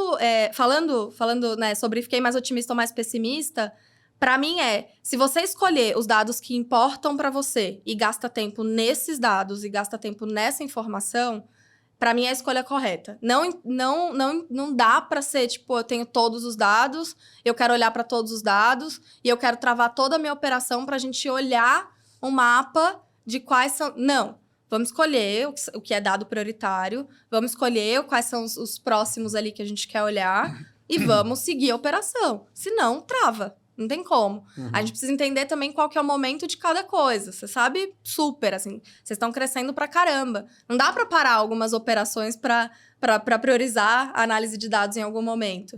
Mas em alguns momentos você precisa parar, porque tem dados que são determinantes. Às vezes você tá indo muito rápido para um lugar completamente errado. Você tá criando um grande problema. Exato. Você tá fazendo uma outra coisa que tem um efeito que quando você não olha o dado, você não consegue fazer. E isso, assim, sem falar de operação de saúde, sem falar de dado clínico, só falando de dado por dado. Porque a gente coloca a saúde toda num balaio, mas a saúde tem finanças, né? A saúde tem... Claro. Gestões de processo que não colocam necessariamente em risco, né, o cuidado clínico ali. Tem um back-office que dá para ser explorado e que foi primariamente o grande campo da inovação, né? Exato, e é menos crítico ali, né? Exatamente. Você tem uma tolerância ao erro um pouco maior.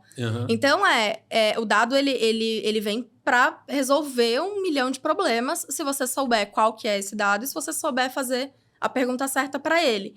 E se você estiver garantindo que ele vai entrar certo. Porque aí, se ele não entra certo, querido, você pode olhar o que você quiser. Não tem como. Eu acho que a gente tá no time dos em cima do muro, porque eu também ainda não tomei Eu tô no time das pessoas que agora, depois desse tempo, precisam falar essas coisas. Precisam, tipo, sentar um dia, sabe, com as pessoas e falar... As pessoas precisam dizer que elas não sabem que dado que é importante pra elas. Porque senão vira uma grande peça de teatro que todo mundo apresenta os mesmos dados, dizendo que tá fazendo a mesma coisa, quando aquilo não é nem importante pra minha operação. Você tem um ponto... tem um ponto claro. Tem um outro ponto que eu ouvi, que é... O Luiz Natel trouxe aqui. E eu fico referenciando os outros convidados que a gente teve, porque eles... São maravilhosos. E a cabeça... Pô, quando daqui, merecem ser referenciados. E o Luiz Natel, ele comentou o seguinte, falou assim, cara, qual outro mercado que a gente conhece que tem um troço chamado glosa? Você presta um serviço e tem alguém que está te auditando. Porque a glosa, ela parte da desconfiança, né? Sim. Então, para ele, e ele deixou isso muito claro no episódio que ele participou aqui, ele falou, cara, enquanto esse troço não acabar, e ele falou a glosa sendo o troço, a gente não vai estar, de fato, confiando da forma que a gente precisa para conseguir sentar numa mesa e negociar nos mesmos patamares, assim. E no patamar que a gente precisa. Enquanto houver uma desconfiança e um lado está puxando o tapete para evitar a glosa, ou tá, eventualmente até forçando, a gente sabe que isso existe no mercado, forçando alguns procedimentos, porque sabe que uma parte vai glosar. Sim. E o hospital, tem um custo fixo gigantesco, tem uma puta estrutura, às vezes milhares de profissionais. Sim. Ele tem que pagar conta, ele tem que sobreviver também, ele tem que fazer a máquina girar. Então, ele tem que ter uma previsibilidade mínima de fluxo de caixa ali. Então, cara, cada lado vai dando o seu jeitinho para que a máquina funcione. Então, eu finjo que você não está fazendo nada aí, mas do meu lado, eu boto uma puta de uma máquina interna na operadora para poder te glosar em tudo. Cara, você não tem uma vírgula ali do ponto... Cara, não é glosa. Sim. Então, assim, ele foi mais pessimista. Falou assim, cara, a gente precisa acabar com isso. A gente precisa ter um debate propositivo. Falei, gente, vamos parar com essa putaria? Vamos, de fato, conversar. Existe um problema aqui. Então, ele trouxe isso, cara, e mexeu com a minha cabeça, assim. Porque eu sempre fui o cara do lado otimista, assim, não, tecnologia, vamos lá, vamos pra cima, esse negócio não tem... Não, assim, eu partia do princípio que, cara, não faz o menor sentido se você tem tecnologia barata, disponível, acessível, para fazer a máquina girar de forma mais eficiente. A minha lógica como cabeça de engenheiro cara, essa realidade vai se impor. Entendeu? Você tem uma pressão por eficiência muito grande, porque na saúde a gente está vendo índices históricos de crescimento da inflação médica, 3, 4 vezes a inflação econômica na última década. Assim, cara, precisa ganhar eficiência. Então, meio que assim, cara, isso vai se impor. Não sei por onde isso vai começar, provavelmente vai começar nos grandes privados, depois isso vai se disseminar, mas assim, cara, meio que natural que a gente vai ter que... A realidade vai se impor, a interoperabilidade vai acontecer, a troca de dados vai acontecer na porrada. Sim. Mas assim, quando ele trouxe isso, assim, cara, mas existe uma desconfiança massiva, não sei como é que esse negócio... E eu falei assim, cara, mas o sistema vai quebrar. Ele falou, cara, mas eu tô na saúde há 20 anos. Desde que eu entrei na saúde, o pessoal diz que daqui 2 anos vai quebrar. E nunca quebra. Não um sistema, né? A gente tem um sistema que a oferta ela não varia assim, desse jeito, né? Que a gente tá falando. Ela varia com outras coisas, ela varia com pandemia, ela varia com outras situações. Não é por né, limitações, enfim, de um pagador ou de outro, porque o pagador ele sempre vira outro, né? Obrigada. Ele sempre vira outro pagador, assim. Então, tem um pagador que agora é privado, depois é público. Mas sempre existe um pagador. Sempre existe alguém com mais ou menos dinheiro para resolver aquilo. A minha questão, assim, eu concordo com o Natel, mas a minha questão é que a glosa é um sintoma e a tecnologia é um meio. E a gente não resolve o problema só resolvendo um sintoma. É um ponto de partida, mas a gente não resolve só resolvendo um sintoma. E a gente não consegue estabelecer um processo correto só com o meio. Sim. Então, vamos, como setor, escolher que nosso problema é glosa agora. Porque partindo do princípio que a gente criou um sistema que tem incentivos diferentes e que no meio dessa fricção a glosa é o sintoma, que o hospital quer empurrar para ganhar mais porque ele, né, ele ganha nessa lógica e a operadora quer ganhar mais, quer gastar menos, né, no custo dela, porque ela foi construída nessa lógica. Você imagina, todas as empresas enormes construídas sobre as lógicas dos incentivos que a gente, como sistema, construiu. Então, agora, não é tipo, vamos resolver a glosa e a gente resolve o problema. Cara, assim, a glosa é o atrito entre dois grandes problemas. A glosa é o atrito de duas estruturas que não conversam entre si. E aí, isso falando só de hospital e operadora. A gente não tá falando de sistema. É o que eu só escuto que a galera só discute tabela de preço. E essa semana a gente tava numa conversa, assim, tipo, com um hospital gigante. Aí o CEO falou pra mim, assim, falou, Lucas, cara, a gente tá com esse negócio dos 15% de reajuste aí, tá acontecendo na folha, que, cara, assim, a gente não tá conseguindo ter uma conversa com o operador. Sim. Estão sendo ameaçados. E eu não vou nem dizer porque, evidentemente, é um tema mais crítico, assim, mas o fato é que, então, tá rolando ameaça, tipo, vamos descredenciar de tais procedimentos. E, assim, é uma ameaça velada ali, mas, cara, isso é muito danoso pro setor, né? Sim. Você precisa manter a sustentabilidade. Eu acho que... E existe pouco esse pensamento de, cara, isso é um sistema de saúde. Eu acho que... Eu não sou contrário ao modelo de saúde privado, mas eu acho que tem muito desalinhamento de interesse. Sim, tem muito conflito de interesse no mercado de saúde. E esses conflitos de interesse, eles prejudicam quem mais precisa do cuidado, né? Sim. Que é o paciente ali no limite. Então... Não, com certeza, mas é isso. A tabela de preço, ela é uma discussão importante. No nível da operação, assim, no nível de vamos fazer acontecer. Mas ela não pode ser uma discussão, primeiro, a nível de batalha procedimento a procedimento, porque a gente esquece que tem um custo total de saúde, né? A gente é tão fragmentado como sistema que a gente não consegue ver. Às vezes eu tô brigando por esse preço aqui, e aí eu descredencio uma instituição que tem um desfecho clínico 6 vezes melhor por causa de R$5 a menos por procedimento. Tô falando qualquer número, obviamente, absurdo aqui. E eu não vejo que esse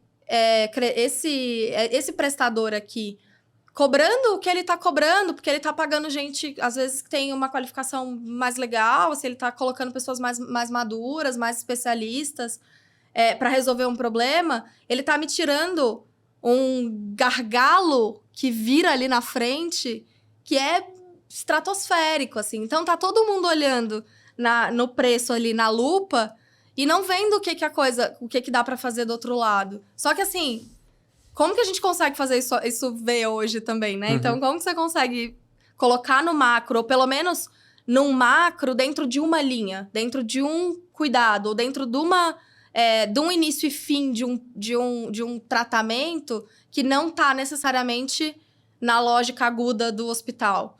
Então, o que esse custo me gera? Por quanto tempo eu tenho que acompanhar esse paciente? E tem muita gente estudando tudo isso, né?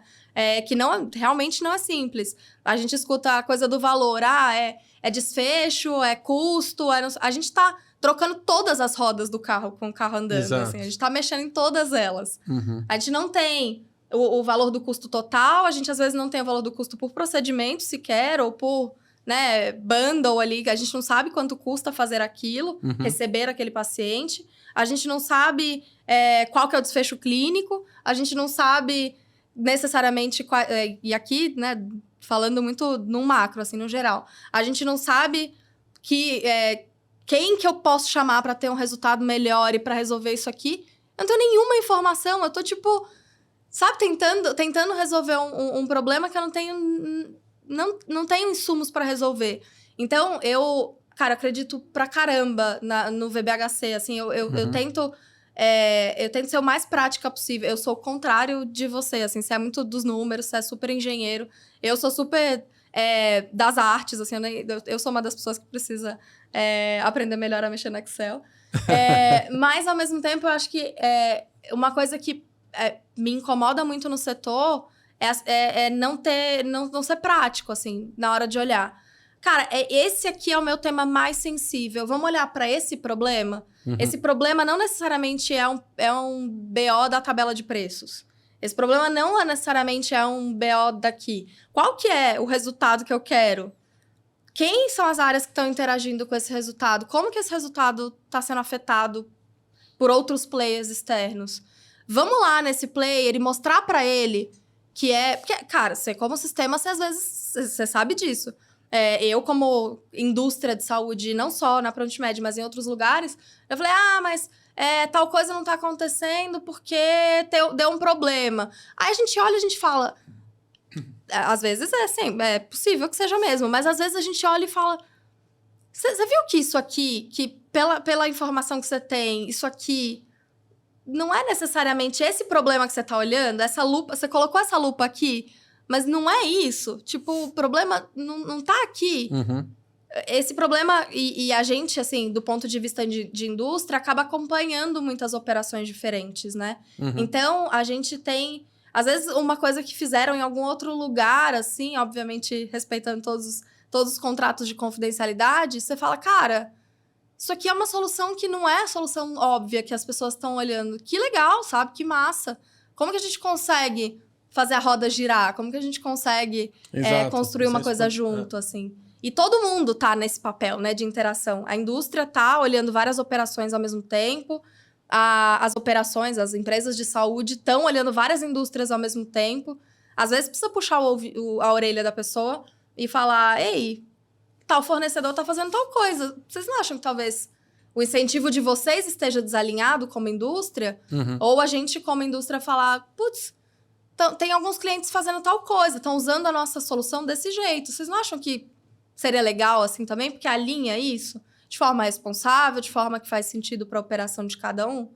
E aí é entendendo que o problema é meu e é teu, assim. O problema é da indústria e é da operação. Não é nem sou só eu que vou resolver o problema, nem é só a operação que vai resolver o problema sozinho. Sim. Então, é difícil e exige gente disposta a fazer. É isso, assim. Exige gente que volta naquele problema da adaptabilidade. Agora é hora de correr, agora é hora de olhar o dado. Não é ter pessoas que corram e não é ter pessoas que olham o dado. É ter pessoas que estão confortáveis o suficiente para olhar cada um desses momentos e estarem confortáveis de, cara, vou desacelerar um pouquinho nisso aqui, porque agora o foco é esse aqui. Talvez eu não seja a pessoa que é incrível em analisar dados, mas, tipo, agora é a hora dessa pessoa aqui da empresa brilhar.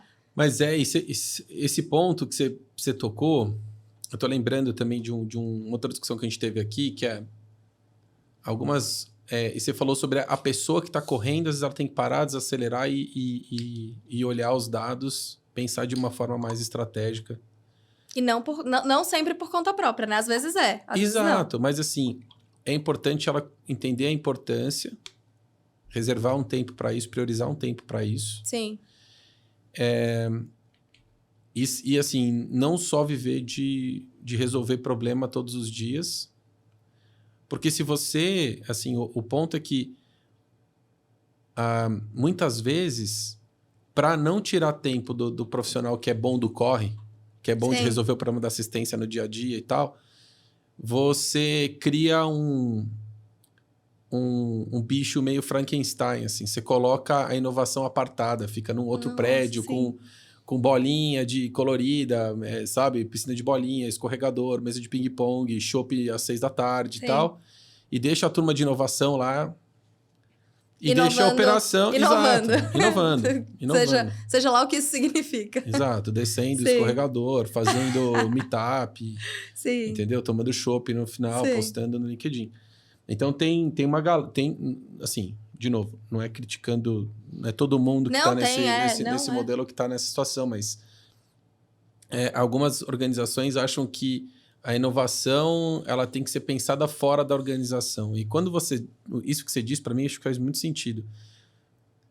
A melhor pessoa para poder provocar os grandes movimentos de mudança são as pessoas que estão vivendo os problemas no dia a dia. E aí existe um gap ainda muito grande. Não, vamos lá, vamos colocar aqui, vamos pegar um prédio ali, vamos colocar 2 andares, aí tem um tobogã que desce do primeiro para o segundo, para o térreo, e a gente coloca uma turma lá, bota uns caras computeiros, bota um outro médico lá para poder falar que tem... Cara, mas é difícil fazer isso acontecer quando está acoplado na operação. Sim. Não, são duas estruturas que funcionam numa rotina diferente, inclusive. Exato. Então, você tocou num ponto muito interessante. Aí, eu vou pular um pouquinho para um dos temas aqui que tem a ver com mais o tipo dia a dia que a gente está vivendo agora nas startups e tal. Que a gente está tentando se inserir nessa locomotiva da saúde que está correndo. Tem uma inércia gigantesca e a gente tem que tentar se encaixar no meio do caminho. A gente, mais recentemente, super recentemente, tem mais ou menos 2 meses que o mercado é um freeze total, né? Tipo, os VCs começaram a secar. Sim. Fecharam as torneiras em função, enfim, quadro macro, juros elevados, renda fixa, aqui no Brasil e fora também, perspectiva de inflação global, retração de um monte de mercado importante. Bom, naturalmente, todo mundo parou, olhou e falou assim, cara, vamos fazer uma reavaliação do momento que a gente estava, vamos reprecificar os ativos, etc. Vamos ser muito mais criteriosos nas rodadas que a gente está fazendo. Resumo da ópera, tem muita gente fazendo demissões em massa, assim, e estão tendo que controlar a queima de caixa para ver como é que esse modelo vai, né, os seus modelos vão parar de pé.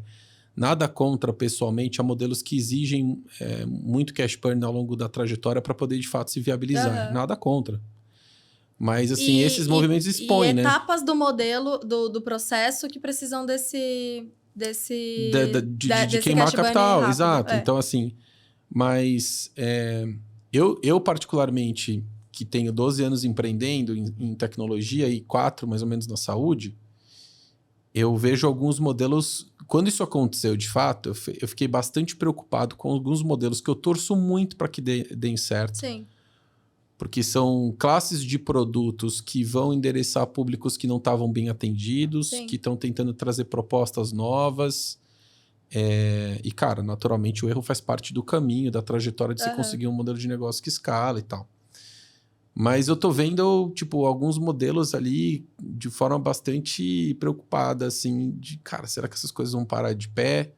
Será que as startups vão continuar conseguindo colocar cliente ou vidas para dentro e tal? Como é que você também tá vendo esse mercado? Você tem vários e vários amigos no setor, além de ex-colegas ou colegas. Como é que você está vendo isso, assim, dentro da ProntMed também para o mercado? Vai ter empresa ficando pelo caminho ou você acha que, tipo, não, bons modelos vão continuar virando? Qual que é a tua sensação geral? O Thiago Júlio, a gente às vezes, ele é um grande amigo, assim, há muitos anos dentro do setor. E às vezes, a gente se olha assim e fala, cara, a gente tá nisso aqui desde que tudo era mato, né? Desde que nada disso aqui, não tinha isso aqui. Não tinha essa discussão de empresas que agora precisam desacelerar o cash burn. Tipo, não existia isso. Nem cash burn existia. Não existia cash burn pra saúde, cash assim. Burn, tipo, exato, não tinha isso. Então, a gente estava em outro momento lá atrás, assim, que eram momentos de financiamentos completamente diferentes, momentos de empresas... outra coisa, assim, outra coisa. A saúde, o empreendedorismo e a inovação na área de saúde há 8, 10 anos era outra coisa. A gente viu empresas muito grandes, empresas que hoje chegaram a níveis incríveis e a impactos incríveis no mercado. A gente viu essa galera lá atrás, assim. Lá atrás, tipo, conseguindo financiamento de lugares que hoje as pessoas não querem receber financiamento mais. Então, assim, muitas ficaram para trás. E não são necessariamente as melhores pro setor que se superam, né? Não são necessariamente as que têm soluções e produtos mais incríveis que superam esses momentos de crise. São as que sabem olhar para esse momento de crise e entender o que elas vão fazer dali para frente. Então, não quer dizer que todas as empresas que faliram tinham produtos ruins ou tinham propostas ruins. Ou não é isso. E é disso que a gente está falando, né? Tipo, são empresas... Algumas delas têm produtos incríveis, com propostas de acesso, de custo menor, de qualidade, que são incríveis, mas que vão precisar olhar para o momento delas e falar, ok, e daqui em diante? Como que eu vou me posicionar? O que eu vou fazer a partir daqui?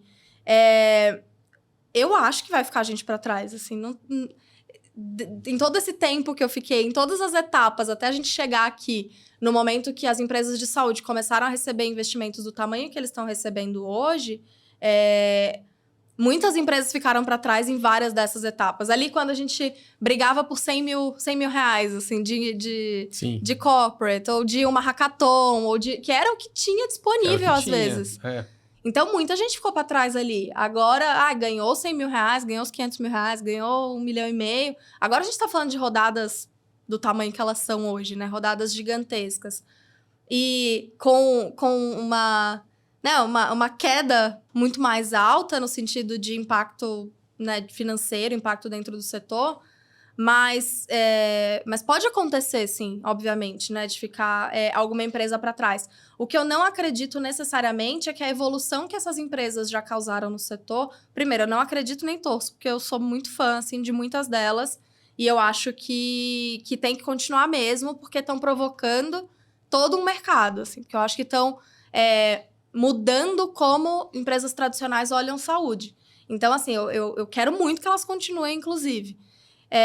Mas inevitavelmente pode acontecer, né? E a gente, como setor, também tem que estar preparado para isso. E aí, olhar esse momento e entender que, ok, às vezes uma empresa não vai dar certo, uma empresa não vai para frente. Mas, cara, o que elas já mexeram no setor, a gente vê o grande caso clássico, assim, de fraude na saúde mundial, né? Ai, Teranos, foi incrível, depois foi horrível, foi incrível, depois foi horrível. Aquela coisa clássica, assim, binária do setor. Documentário do Netflix. Documentário, virou livro, virou coisa pra quem nem é de saúde, assim, não tem nada a ver com isso. Porque é um grande caso de negócio, se tivesse dado né? certo, teria sido incrível. Teria sido incrível, mas também, hoje, não tendo dado certo, o tanto de empresa que entendeu o desconforto que aquela empresa causou no setor e começou a construir do jeito certo também, sabe? Às vezes, o início e o fim de uma empresa não é dentro dela mesma, né? Tem muito aprendizado, tanto no acerto quanto no erro, né? Exato, exatamente. Então, as empresas podem ficar para trás? Eu espero que não, mas inevitavelmente pode acontecer, né? A gente sabe, a gente vê isso acontecendo. Mas o que elas construíram e dos produtos legais, dos produtos incríveis, não acho que fica. Você acha que a galera, principalmente a galera que tá montando esses planos alternativos e tudo mais, você acha que a galera acaba rolando um processo de M&A, assim, vamos se fortalecer aqui, porque, você precisaria de uma rodada, eu tô capitalizado, meu produto não tá tracionando, você tá tracionando e precisa de grana, vamos fundir operações, porque no limite... Por mais que a gente se diferencie, eu tenho atributos A, B ou C de serviço ou de produto para me diferenciar, você tem os outros aí. Mas acho que acho que a essência, o propósito, no limite, ele é muito similar. Assim, a gente quer provocar o mercado e trazer opções que fazem mais sentido, com uma saúde enxergada não só do ponto de vista do cuidado ali, entrou alguém doente, tem que sair, mas assim, de uma forma mais integral, para diminuir custo. Cara, beleza, acho que tem um monte de gente com essa grande teoria macro, assim. Você acha que esse movimento é uma opção quando, o cinto apertar?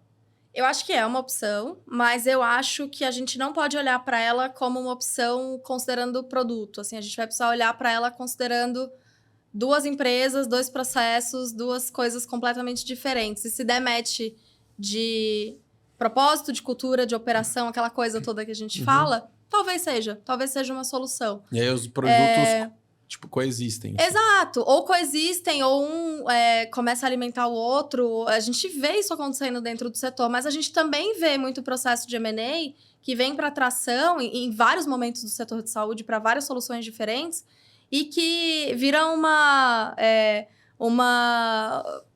você compra, aí atração agora, todo o dinheiro do mundo, e você mata a empresa ali dentro, né? Você fecha a caixinha dela. Então, você sabe muito melhor que eu, aí você tá nisso há muito tempo também. E do ponto de vista da interação como fundador com os investidores, que nem sempre muito dinheiro é a solução correta, assim. Exato. E nem sempre é a resposta para o problema. Muito dinheiro e pouco dinheiro são duas causas importantes de quebra de empresa. Startup. É isso. E do ponto de vista de M&A, assim, isso fica muito claro, assim, porque você não tá só ganhando muito dinheiro, você não está só recebendo muito investimento, mas está se comprometendo a se ligar a uma outra empresa que tem uma cultura, e aí, do ponto de vista da startup, muito mais tradicional, muito mais estabelecida no mercado do que você. Às vezes, a sua vai entrar e vai atropelar tudo. Pode acontecer também. A gente vê isso acontecendo.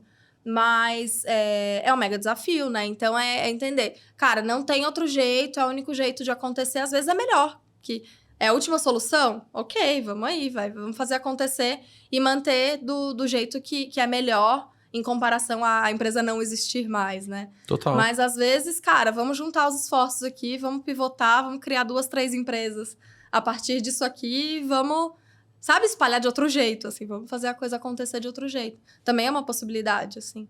Então, eu acho que como... e aí, como...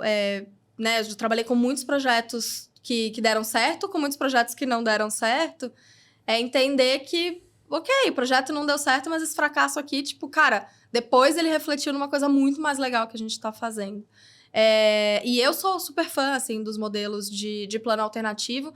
Acho que precisa acontecer mesmo. Acho que, obviamente, todo mundo tem que melhorar, tem que fazer algumas outras coisas acontecerem também. Mas eu acho que fazia um tempinho que eu não via também o setor de saúde desconfortável, assim, sabe? Sim, na cadeira, claro. assim, o setor privado. Sim. Que eu não via, tipo, cara, o que tá acontecendo aqui? Quem que tá mexendo uns pauzinhos que eu não tava nem olhando, assim, e que tá criando uma história aqui. Uhum. Então, eu acho que, cara, são mega importantes, são empresas super importantes pro setor. E que eu espero que vivam muito tempo. Seja de que forma for, né? Associadas a alguém ou crescendo pra caramba. Então, Boa. eu acho que tem espaço pra tudo isso acontecer. Excelente. Deixa eu te fazer um convite. Vamos voltar rapidinho pro começo da conversa. A gente tá indo para os nossos minutos finais. Eu queria tocar num ponto que é um assunto que a gente já conversou várias vezes juntos sobre. E eu sei que é um tema muito importante para você também, como é para a gente aqui na Next e como é para mim também pessoalmente, que tem a ver com representatividade. E aí a gente falou um pouquinho, você estava contando no início sobre a sua trajetória e que foi meio que de flash, assim, super não usual. Sim. Por 2 razões. Primeiro porque foi muito rápido e também porque você é mulher. E a gente sabe, não é novidade para ninguém, quando a gente pega a lista dos 100 mais da saúde, etc., você vai ver ali que tem pelo menos 80% de homens. Sim. Inevitavelmente. Inevitavelmente. A base do cuidado da saúde é feminina, mas a liderança, não. Sim. Então, assim, como a gente tem uma galera que, tipo, tem um público bem diverso que acessa nossos conteúdos, mas tem muita gente de saúde e a gente naturalmente alcança um público grande que é um público que também acaba usando as nossas soluções e consumindo os nossos conteúdos, então naturalmente vão acessar esse conteúdo também. Então tem muita gente de enfermagem, de farmácia, Sim. de engenharia e tal. Mas principalmente farmácia e enfermagem tem um público muito feminino. Uhum. Né? E aí eu queria que você colocasse um pouquinho a sua perspectiva sobre o quão difícil foi. Eu sei que você falou que as coisas foram acontecendo, mas assim, contar um pouquinho mais de dicas que você tenha, tipo, claro. pra gente inspirar essa galera que vai ouvir e vai falar assim, cara, porra, eu também posso galgar posições de liderança. Como é que eu faço minha voz ser ouvida? Como é que eu me posiciono? Num ambiente que ele é naturalmente mais hostil e que tem mansplaining eu não posso falar essas coisas, mas assim, pra caramba. Tipo, gente atravessando, não dando voz, fechando os espaços e tudo Sim. mais. Cara, qual que é a... O que é isso, né? Que é essa conta um pouco aí? da tua experiência e tenta dar um pouquinho de perspectiva pra galera assim, cara, e aí? Como é que eu me posiciono, né? Como que dentro dessa dificuldade super extra que as mulheres têm, como é que a gente, enfim, acelera o processo? Sim, super. Eu acho que, assim, eu falei, foi The Flash, foi acontecendo e tal. Não foi fácil, né? Não quer dizer que foi fácil. Exato. Né? Foi um processo que precisou acontecer com muitas dores de todos os lados, assim. Em alguns momentos, eu sofri muito, assim. Gente, assim, aqui, Natália mulher branca com acesso à educação, com oportunidades que foram dadas, assim, todo o contexto de representatividade ao qual eu me limito né, no contexto que eu posso, assim. Então, tô falando simplesmente de uma questão gênero de profissão, assim. Então, em alguns momentos, isso foi muito sofrido pra mim também, assim, não foi simples. Em alguns momentos eu fui passada pra trás, em alguns momentos eu fui ingênua, como homens também são, às vezes, né? Acontece de todos os lados. Mas em alguns momentos eu vivi sofrimentos físicos, assim, disso. Eu precisei parar em alguns momentos e precisei falar, cara, eu não consigo, daqui eu não consigo mais. Eu precisei tomar algumas escolhas que eram, nesse momento eu não posso mais me dispor a fazer isso, sabe? Então, tiveram algumas coisas que foram total decisão doída, assim, total decisão de coisas que eu gostava de fazer pela Você coisa. deixou de trabalhar em algum lugar ou fazer algumas coisas por conta disso? Super. Caralho. Isso pra caramba, assim. Acho que tem. Eu não consigo nem entender o que é isso. Lucas, assim, eu venho de um mundo que ele é um mundo baseado no relacionamento, assim, na gestão do relacionamento, né, entre pessoas. Eu venho do mundo de eventos, eu venho do mundo em que eu entendi que o relacionamento, né, o networking, mas falando do relacionamento bem brasileiro mesmo, ele às vezes é mais determinante para uma coisa acontecer do que a competência técnica da pessoa. A gente sabe que uma pessoa que se impõe melhor, às vezes ela sobressai a uma pessoa que é culturalmente ou que é tecnicamente muito superior, assim. Que poderia trazer ganhos muito melhores, mas aquela pessoa se vende melhor, assim. Aquela pessoa consegue fazer aquilo melhor. Ou consegue e não fazendo julgamento de valor de melhor e pior, mas assim, de um jeito que a sociedade sabe comprar. De um jeito que a sociedade sabe aceitar. Isso que é mais intencional ou é meio que um viés inconsciente? Tem tudo. Não, tem tudo, porque a gente... Cara, assim, você vê de todo tipo, assim. Você vê gente muito disponível, você vê gente que vê a única mulher na sala e acha que ela tem que entregar o café para as pessoas, que acha que quando pegarem o papel é ela que tem que se disponibilizar a pegar. Você vê essas coisas acontecendo em sala de reunião e não é uma vez, não são duas vezes. Tipo, quem vai preencher a ata da reunião? Tem 8 homens na sala, quem preenche é a mulher. Por quê? O que tá acontecendo aqui? Tipo... Alguém não tem mão? Alguém não sabe escrever na sala? Não sei o que tá acontecendo. Cara. Então, isso é uma coisa... E, às vezes, a mulher se coloca... Eu já me coloquei muitas vezes nesse lugar. Tipo, eu posso fazer. Porque, às vezes, tipo... Às vezes, também puxar um pouco... o lugar, a condição que se tem pra puxar um pouco do tipo... Estou fazendo parte disso. E aí, eu entendi que não era o melhor jeito de eu fazer parte disso. Nesses momentos, né? Nesse exemplo muito, muito pontual, muito específico. Não preencho. Assim, a menos que, putz... calhou, a gente tá fazendo um revezamento, não sei o quê. Ou eu deixo muito claro isso. Hoje eu preencho, da próxima vez, algum outro executivo. Que são pares, né? Que são pessoas que estão na mesma condição que eu ali. Então, tem momentos que tem que fazer isso. Mas eu comentei um pouquinho sobre o mundo do relacionamento, porque eu entendi muito que os grandes projetos de saúde, eles não acontecem nas salas de reunião. Eles não acontecem marcando uma conversa com outra pessoa. Eles acontecem em interações completamente off-trabalho, assim, completamente fora do horário de trabalho. Eu já percebi isso. Então, eu lembro, e coisas muito específicas, assim, tipo, eu era novinha, menina, e os caras da saúde, assim, os grandes executivos, chamavam os outros pra pescar. Eu falo, cara, nunca ninguém vai me chamar pra pescar. Uma menina... E eu também não quero ir pescar com esses caras, sabe? Tipo, uma menina de 23 anos, os presidentes, que naquela situação específica eram todos homens, indo pescar no Pantanal. Eu indo fazer o quê, assim? Sabe? Em que contexto que eu caibo nessa situação? Mas, ao mesmo tempo... 90s, né? Ou pescaria, então... acho que menos até, né? Acho que, sei lá, de década de 70. Mas isso pode ser pra qualquer coisa. Isso pode ser pra, tipo... Cara, mas eu entendo. Vamos tomar um Tipo, vinho. Vamos tomar alguma coisa. É aquela desculpa oficial pra gente ter um momento da gente... Dos caras, assim. E aí, só que todo mundo trabalha na mesma coisa. Todo mundo, em muitos casos, né? Presidentes de grandes empresas de sucesso são meio workaholics.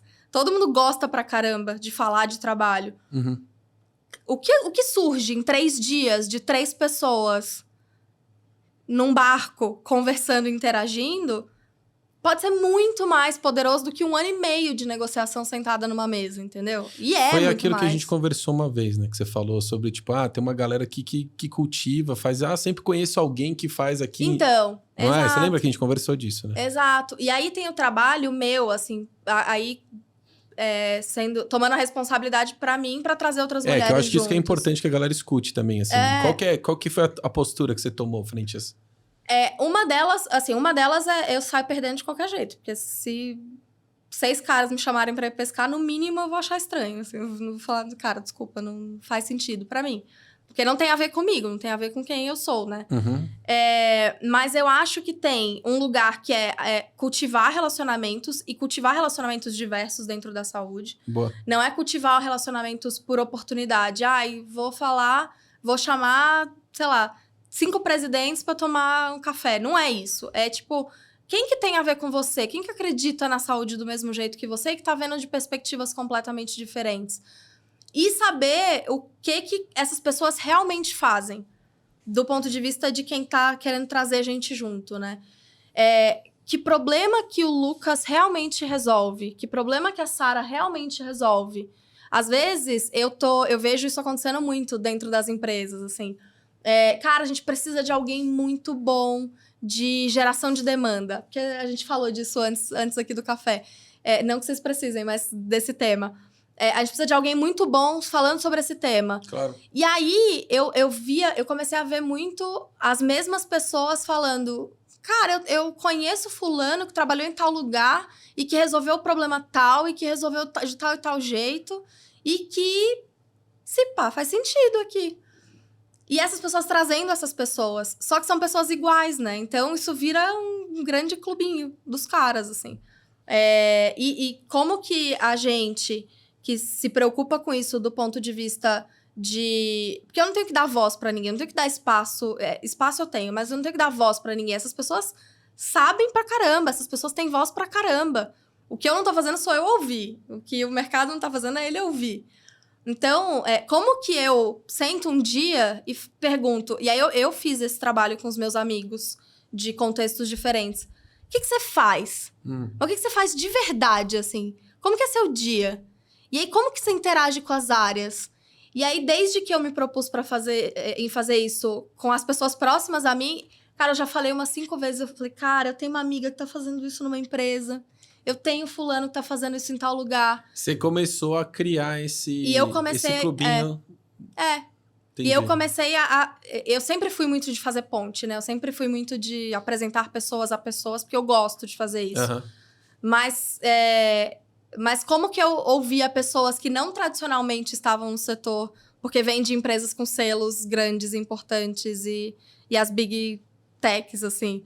Como que eu olhava para outros lugares e via pessoas da minha vida, que a gente sentava para conversar, no fim de semana, Sim. que a gente ia num show junto, e eu sentava 5 minutos e falava, tá, esse show tá incrível, quando acabar eu quero muito saber o que você faz. Quero muito saber que problema que você resolve.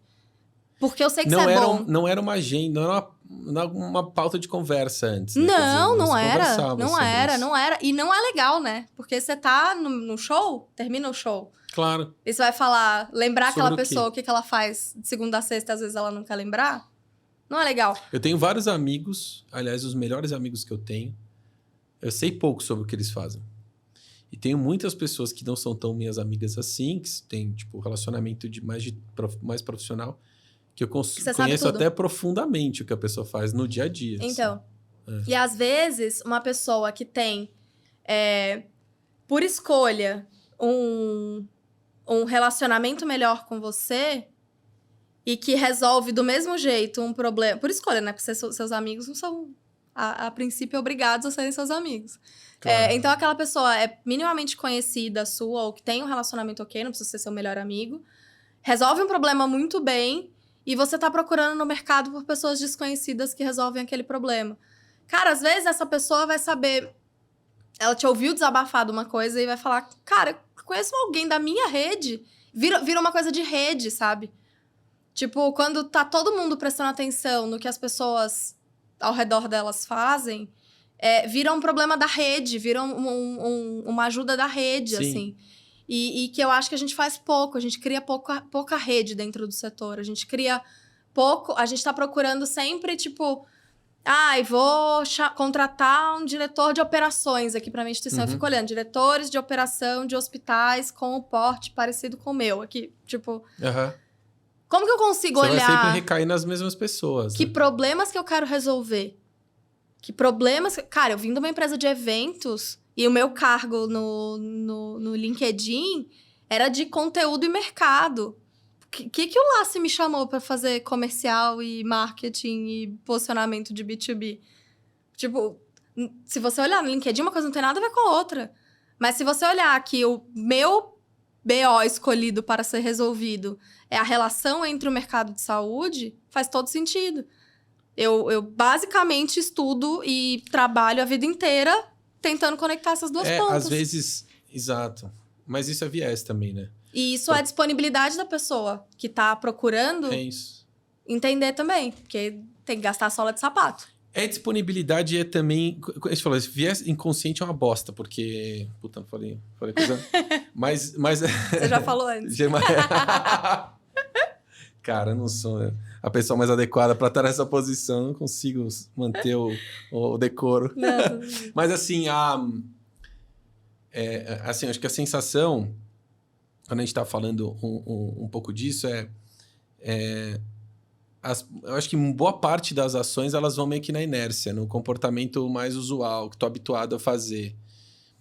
E eu vi vários exemplos dentro de casa e fora de casa em que, existia uma linha na cabeça ali, a gente quer mudar, a gente quer fazer uma coisa diferente, a gente quer buscar pessoas que têm aquele conjunto de habilidades que a gente precisa, emocionais, técnicas, etc., de comportamento. Mas a gente, vamos começar a tirar o foco de onde a gente sempre tradicionalmente procurou esses talentos? Vamos olhar, porque, cara, tem talento em vários lugares. Sim. E a gente começou a colocar... E aí, a experiência nossa dentro de casa é revelador. Você consegue achar talentos incríveis em lugares que você não estava procurando antes. E isso ajuda muito você ter perspectivas diferentes dentro da empresa. E aí, até uma questão que, pra gente ficou muito clara... que é uma pergunta uma vez que inclusive eu fiz para a Denise uma vez. Eu falei assim, cara, por que diversidade é importante? Sim. Por quê? Quer dizer, por que uma empresa tem que ser diversa? Para a gente anunciar, porque tem uma trend e tal. Você é XP Investimentos, você vê que não é a empresa mais diversa da Terra, né? Quer dizer, eles estão tentando fazer os seus programas e tudo mais, mas você olha lá, é uma empresa ainda que tem um Pareto para mais, assim, de homogeneidade no perfil profissional que trabalha ali. Mas atende um perfil também muito homogêneo. À medida que você vai expandindo o público que você vai querer atender, você precisa ser. Então, assim, acho que a melhor resposta que eu ouvi sobre diversidade foi: se você está num mercado que vai atender uma diversidade muito grande de pessoas, homem, mulher, diferentes posições religiosas, enfim, opção... sexualidade, etc. Cara, tem um zilhão de opções. Cara, você precisa ser diverso, porque você não vai entender os contextos dos públicos que você precisa levar em consideração na hora que você está planejando qualquer ação, operação, tecnologia, produto, etc. Foi a melhor resposta que eu tive. E no setor de saúde, não tem como ser diferente. Porque quando você abre a porta do pé, entra qualquer coisa. Sim. No limite, assim, não, qualquer coisa, assim, qualquer pessoa. Sim. Então... E é isso, assim, fazer saúde. E aí, do ponto de vista de todos nós, executivos do setor de saúde, seja de qualquer empresa, fazer saúde com alto impacto, com alta transformação, da Faria Lima, pegando para Cristo uma rua, mas que quer dizer outra coisa, não dá. Para a saúde tá mais para Berrini hoje, não? Talvez. Fazer saúde da Berrini, não dá. Não dá para fazer. Não dá para fazer. Você precisa de pessoas olhando o problema de verdade. Que aí é isso, você tá tentando resolver um problema que você nem sabe qual é. Aí a tabela de preço vira um problema. Que aí é o problema que você tá vendo, que tá aqui no seu muro. Não dá pra fazer dali. Você tem que... Cara, qual que é o meu problema de verdade, assim? Qual que é o meu problema que tá acontecendo? E aí, aí voltando pra fechar bem direitinho com o começo, assim. A gente falou de Estados Unidos. A gente vê uma geração agora de startups nos Estados Unidos e na Europa, em outros lugares que já estão um pouco mais avançados em termos de inovação, que não são mais uma startup para resolver todos os problemas, ou para dar acesso para todo mundo, ou para resolver problemas populacionais macro. São startups para resolver problemas de nicho, mas nicho assim, né? Problemas que tradicionalmente não são olhados sob a perspectiva sobre aquela perspectiva, sobre aquela ótica, que tem milhares e dezenas de milhares de pessoas passando por aquilo que podem ser clientes e que milhões, né, de pessoas que podem ser clientes e que podem ser beneficiados por aquilo. Então, você vê uma segunda geração de startup que não está mais falando de acesso por acesso, está falando de acesso sob essa ótica. Porque tem uma ótica específica, não é... A gente... Ainda bem que a gente conseguiu evoluir, né, de um sistema que era mais voltado para infecto-contagiosos, para olhar para crônicos, para começar a dividir os crônicos e criar linhas de cuidado específicos para isso. Mas uma pessoa que é diabética e num contexto super globalizado como nos Estados Unidos e que tem uma cultura nascido, criado nos Estados Unidos e do sul dos Estados Unidos, cara, para esse cara isso aqui significa uma coisa. Para a população, por exemplo, de Nova York, que a gente vê muitas coisas muito globalizadas e muito rápidas acontecendo, tem uma população extremamente globalizada, significa outra coisa ser diabético nesse lugar. Total. Ser diabético na Califórnia não é a mesma coisa que ser diabético no Texas.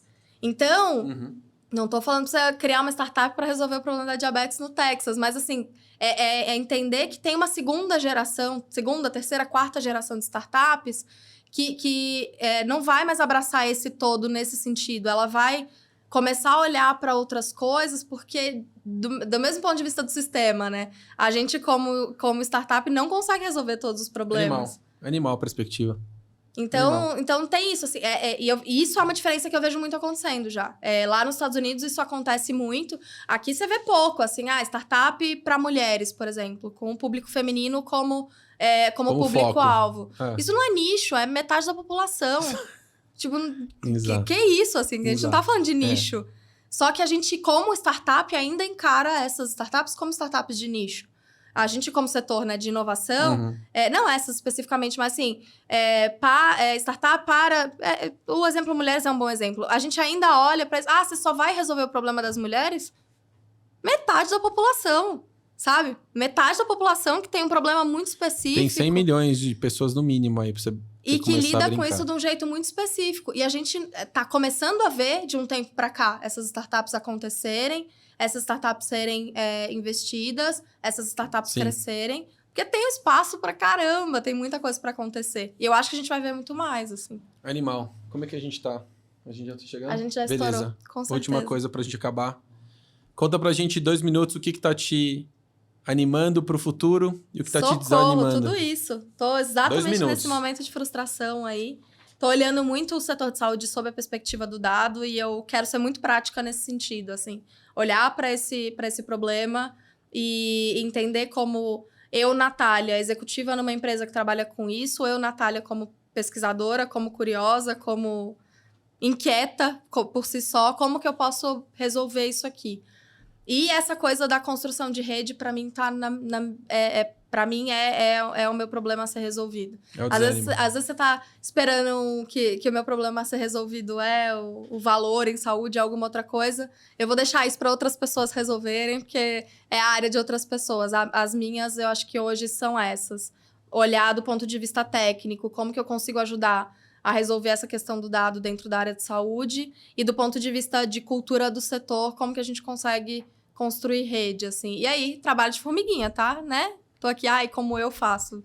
Eu não faço nada, assim, eu vou ficar incomodando as pessoas, falando disso nos podcasts que me chamarem e lembrando as pessoas que esse problema existe, assim.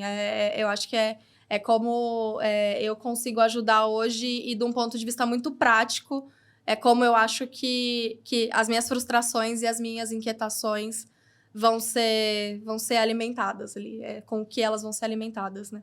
Então, acho que é isso. Nath, mais uma vez, muitíssimo obrigado por estar Imagina. aqui com a gente. Obrigada a você. Ter investido seu tempo para poder compartilhar conhecimento, as suas experiências, a sua visão com um monte de gente aí. Obrigado mais uma vez, gente. Obrigado, Nath Nunes. Obrigada pelo convite. Foi Tamo sempre um junto. prazer. Obrigado. Obrigada.